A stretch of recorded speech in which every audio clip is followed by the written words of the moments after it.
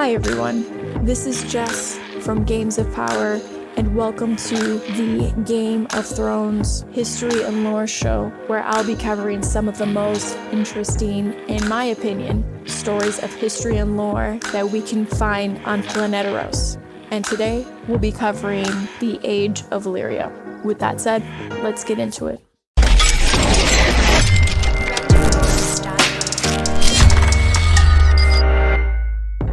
Valyria and the Dragon Lords have a very unexpected origin story. Initially, the people of Valyria were humble shepherds who eventually stumbled upon dragons in the 14 Flames, a volcanic range on the Valyrian Peninsula. It's unknown exactly where the dragons came from, and you'll get different answers depending upon who you ask. Ashai claims dragons were brought from the Shadowlands, while Valyrians claim dragons originated from Valyria. But regardless of which origin story you believe, Valyrians were able to successfully tame dragons using magic, and ultimately shaping them into weapons of war.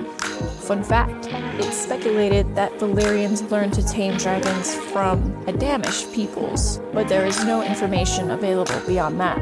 Once they tamed the dragons, the capital Valyria was established, and soon after, they began to expand and invade neighboring regions. Before the dominance of the Valyrian freehold, Essos was originally controlled by the old empire of Geese. To no one's surprise, Valyrians fought a series of war with the Giscari in an attempt to stop their expansion.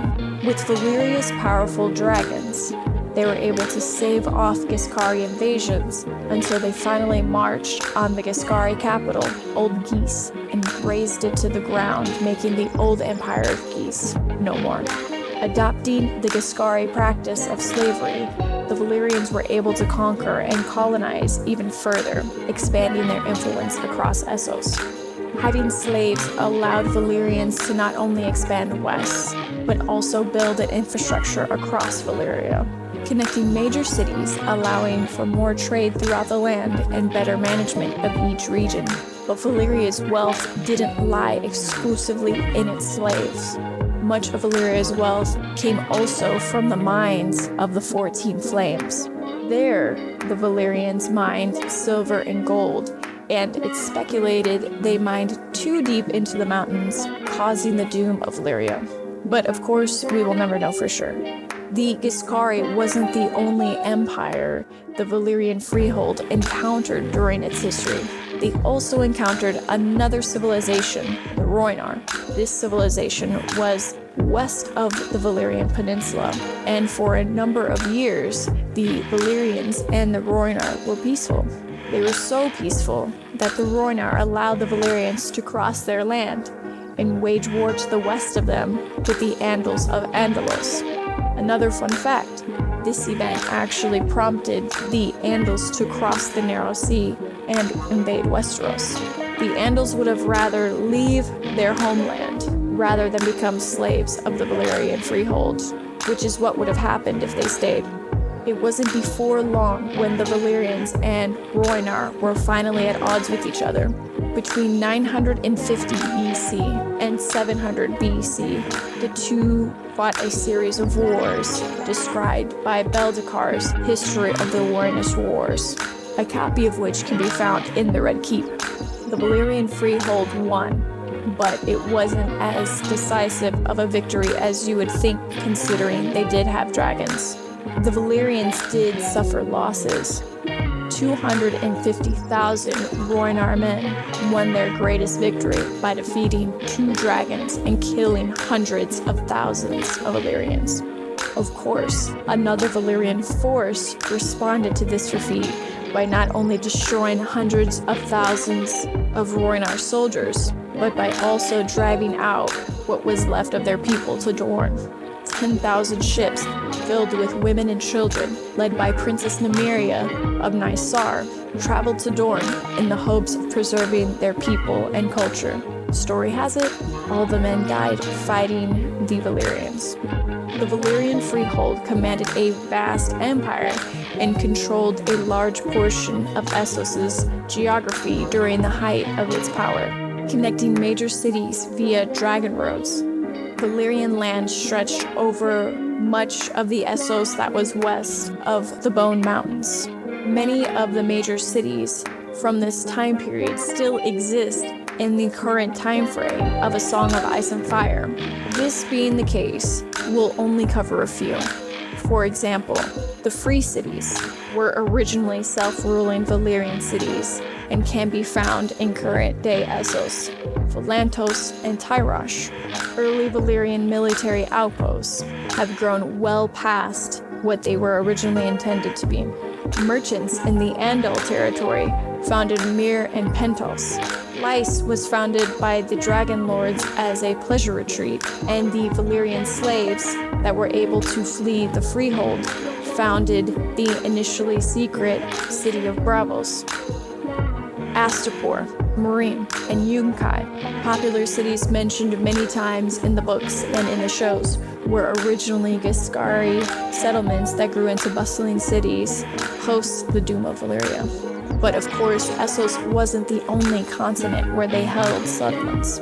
They also had control of areas south of the Summer Sea, the Isle of Tears, and a number of failed colonies in Sothorios. Of course, we can't forget to mention the settlement of Dragonstone, where we find the House Targaryen, the last Dragon Lords, taking refuge and saving themselves from the Doom. As I've mentioned a number of times today, the city of Valyria was completely razed to the ground in 114 BC by a cataclysmic event we now know as the Doom of Valyria. Once Valyria fell, the entire Freehold began to crumble apart with it, kickstarting the Century of Blood, which encompassed decades of conflict and different groups vying for power. The Doom was so devastating, land originally a part of the Valyrian Peninsula broke off and became islands, creating the Smoking Sea in between them. As I've mentioned before, most people are afraid to venture here, calling this area demon-haunted because no one who has visited Valyria has come back to tell their tale. Now, this statement is mostly true, but still partially false, since there are a few individuals that claim they traveled to Valyria and survived. One of these characters being Euron Greyjoy. Whether he is to be believed or not is a topic of conversation for another day, but for now, just know that many have died trying to explore Valyria. Even still, the Freehold did manage to leave a legacy and culture behind. Let's go through what we do know to be true about the Valyrians. Valyria, the Freehold's capital, at one time was the center of civilization. Much of Valyrian culture and language was lost due to the Doom, and they did leave behind valuable knowledge, such as forging Valyrian steel. Even though the Doom destroyed Valyria, many descendants of Valyria survived the Doom and were scattered around Essos. Many intermarried and mixed with other races, but one family in particular did all they could to avoid intermarriage so they could keep their bloodline pure. The last Dragon Lords of Valyria, the House Targaryen. Incest wasn't a foreign custom to Valyrians because the purity of blood was something very much valued by Valyrian nobility. It was very common for siblings to marry each other because of this. Now, the way we envision Targaryens is the look typical of many Valyrians. Violet purple eyes with silver gold hair. These traits weren't shared by many other peoples in the world of Planeteros, so it's very easy to tell when families have intermarried with Valyrian blood. Take, for example, a character you will find in the books, Ashara Dane, a noblewoman of House Dane and sister of Sir Arthur Dane. She had long black hair and violet eyes, characteristic of the Valyrian blood. Now, switching gears, let's talk really quickly about religion. When it comes to religion, Valyrians had many gods, including Valerian, Meraxes, Vagar, and Syrax. It is believed that Dragon Lords didn't believe in any gods, according to some Westerosi scholars. The Dragon Lords, however, recognize how powerful religion can be when subjugating lower classes, so they remained tolerant of them. Magic, of course, was very prevalent in the world of Valyria. Again, it's speculated that magic was the source of their ability to control dragons, but it is, however, also believed that magic is a possible reason the doom of Valyria befell them. Now, it's hard to talk about Valyria without talking about slavery. After the war with the old Empire of Geese, this became a central practice to the freehold, allowing them to acquire riches, power, and land. As I've already mentioned, Braavos was founded by Valyrian slaves that were able to escape their clutches and remain a secret, so that Valyria wouldn't come looking for revenge. As you can probably tell, the history of Valyria is, shall we say, a very colorful one, filled with war, destruction, and of course, dragons. It's too bad we don't know more, but of course we have the doom of Valyria to thank for that. Let me know what you think in the comments. Are there parts of their history I missed?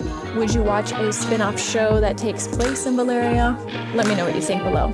As always, thank you so much for joining me. Like and subscribe if you'd like to see more, and have a great day.